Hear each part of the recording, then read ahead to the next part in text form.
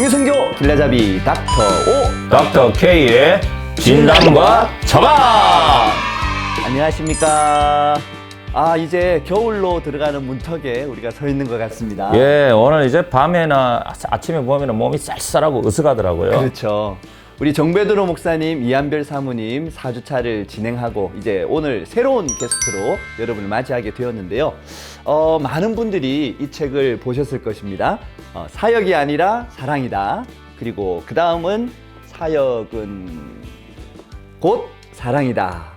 예, 이 두 책의 저자이신 우리 임청국 선교사님을 네 번째 게스트로 저희들이 모셨는데요. 우리 박수로 맞이하도록 하겠습니다. 예. 환영합니다.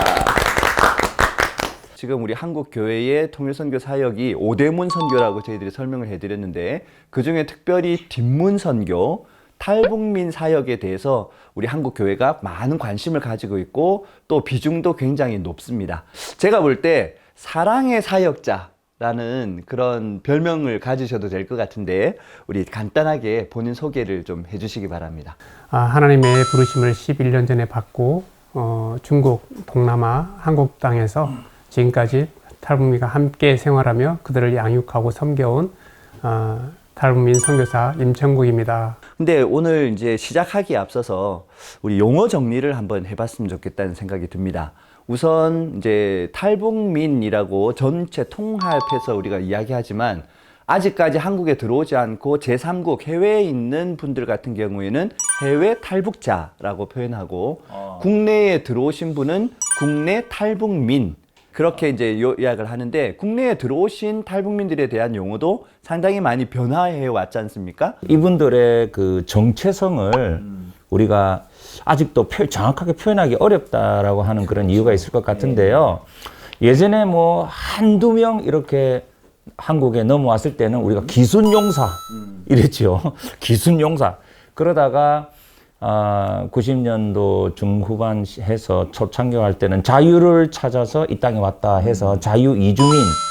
그러다가 제 기억으로는 예전에 그 통일부 장관, 그 정동영 통일부 장관이 한국에 와서 새로운 터를 잡았다. 그래서 또 새 터미 이랬어요. 이렇게 먼저 온 통일이다. 그래서 통일을 바라는 분들이다. 통일을 가져온 분들이다. 해서 통일민. 예, 뭐 이런 용어들을 다양하게 이렇게 쓰더라고요. 그러니까 저도 어떨 때는 조심스러워. 이분들한테 뭐라고 표현을 해야 이분들이 좀 마음에 편안하게 받아들일까? 그런 부분은 이제 결국 이분들의 정체성에 대한 그런 의문 때문에 나오는 것 같습니다. 지금도 이제 법적인 용어는 네. 북한 이탈 주민 이게 이제 법률 용어로 지금도 북한 이탈 주민, 그렇죠, 탈북민이 쓰고 있죠. 아니고 네네. 법적인 용어는 탈이란 자가 약간 불법적인 의미가 있다고 생각이 들어요. 탈영 그러면 군대에서 탈영하는 거죠. 그렇죠. 탈옥 그러면 또 옥에서 탈출한 사람이잖아요. 근데 그래서 제가 탈자를 개인적으로 좀 안 좋아해요. 근데 북향민 그러면 고향이 북한에 두고 온 분들이다. 그래서 고향. 그 이전에 우리 위기교 사변 이후에 오신 분들도 북향민 할 수도 있는 것이고. 옛날에 우리가 실향민, 실향민이라고 이렇게 그랬죠. 실향민, 거기에, 고향은 이런 분이다. 그래서 그 실향민이라는 단어는 굉장히 친근감을 주잖아요. 그런데 북향민 그래도 역시 그 단어도 굉장히 거부감이 없는 또 친근한 그런 단어라고 생각 들어서 저희는 북향민이라는 단어를 좋아하게 된 것이죠. 그러시군요. 예. 어쨌든 다양한 용어들이 있지만 우리가 그 하나님의 마음으로 그들을 품고 또 그를 섬기는 일에 있어서는 같은 마음이라고 그렇게 생각이 됩니다. 제가 한 가지 질문을 던지고 싶은데요. 우리 10년이 넘는 시간을 우리 북향민들 또 탈북민들을 섬기시면서 얻었던 가장 큰 영적인 깨달음이 있었다면? 그들과 함께 살면서 첫째는 행복하다 그런 마음을 가지고 있어요. 그리고 하나는 감사하다. 예, 그래서 참 많은 분들이 북향민과 함께 살면은 얼마나 힘들겠나라고 하지만 제가 이제 기본적으로 정리한 느낌은 지금도 드는 생각은 늘 감사하다 또 행복하다 그런 생각을 제가 하고 있습니다. 자, 그러면 우리 선교사님은 어떻게 해서 이 통일선교 사역을 시작하게 되셨는지도 궁금합니다. 제가 호주에서 이민 간 게 한 30몇 년 되는데요. 거기서 생명언어 연구원이라는 사역을 했어요. 그러다 보니까 어떤 분들이 저에게 의뢰를 한 거죠. 우리가 북한 선교하는 기도하는 단체인데 와서 좀 그 기도회를 인도해 달라. 그래서 그분들하고 같이 기도를 인도하다가 함께 이제 중국을 선교를 간 것이에요. 아울렛지를 갔는데, 거기서 어떤 60된 어떤 북향민을 만나게 된 거죠. 집안이라는 곳에서.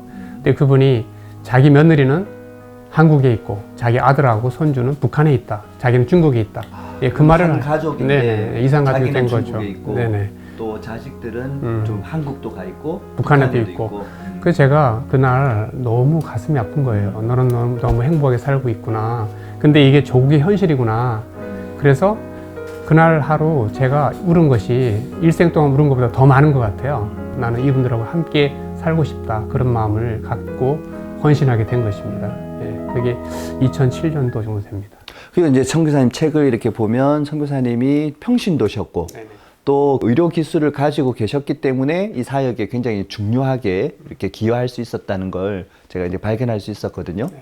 그런 면에서 보면 우리 앞으로 이제 선교의 어떤 현대 선교의 흐름이 목회자 중심의 어떤 선교보다는 평신도 전문인 중심으로 이렇게 패러다임이 좀 바뀌고 있다는 생각이 드는데 어떠십니까? 역시 그 계속해서 목회자의 그 사역의 필요성은 분명히 있죠. 그런데 흔히 우리가 이제 창의적 접근 지역이라고 그러죠. 이 모슬렘 지역이나 또 공산권이라든가 지금 우리가 대상하고 있는 북한 사역이 되게 창의적 접근 지역이거든요.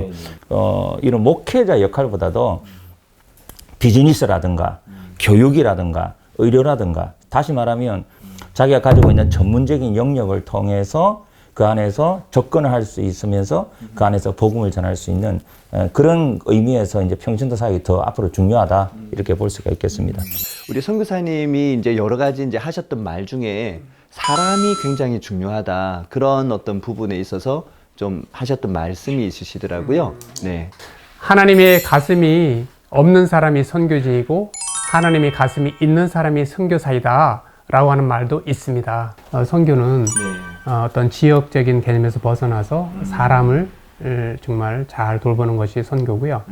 이제 지역이 중요시되고 어느 지역으로 파송을 하고 이렇게 하던 전통적인 개념에서부터 이제는 사람 중심으로 변화되어 가고 있는데 그건 어떻게 우리가 설명할 수 있을까요? 미전도 종족이라는 것은 한 군데만 있는 게 아니라 또 여기 있을 수도 있고 저기 있을 수도 있고 그러니까 지역의 개념을 떠나서 그 종족을 입양하는 그런 개념으로 갔는데 난민 사태가 많이 벌어지지 않습니까? 근데 난민의 특성이 뭐냐면 철새란 말이에요. 철새. 왜냐하면 계속 이동하거든요. 계속. 그러다 보니까 우리가 그런 북한 분들을 따라다니면서 돕다 보니까 중국을 가기도 하고 동남아를 가기도 하고 러시아를 가기도 하고 심지어는 중앙아시아까지 가기도 하는 그런 이제 장소의 개념을 벗어난 사람을 이렇게 그 대상을 포커스를 한 그러니까 이제는 그 비거주 선교사의 그 개념이 그 땅에 꼭 그 지역에 거주하지 않아도 예를 들면 한국에 거주하거나 아니면 다른 거점 태국이나 그런 데서 거점을 두고 있지만 뭐 라오스나 중국이나 주변 국가를 그런 따라다니면서 하는 그런 선교 대상이 중심으로 사람이 중심으로 한 그게 이제 현대 선교의 방향성이고 그러다 보니까 이제 사역이 훨씬 더 국제적이고 글로벌해지고 이런 좀 다양해지고 그런 생각이 듭니다. 어떻게 보면 사람이 와 있으니까 우리가 이제 모슬렘들을 찾아서 이슬람 지역으로 갈 수도 있지만 이미 한국에 들어와 있는 수많은 모슬림들이 있으니까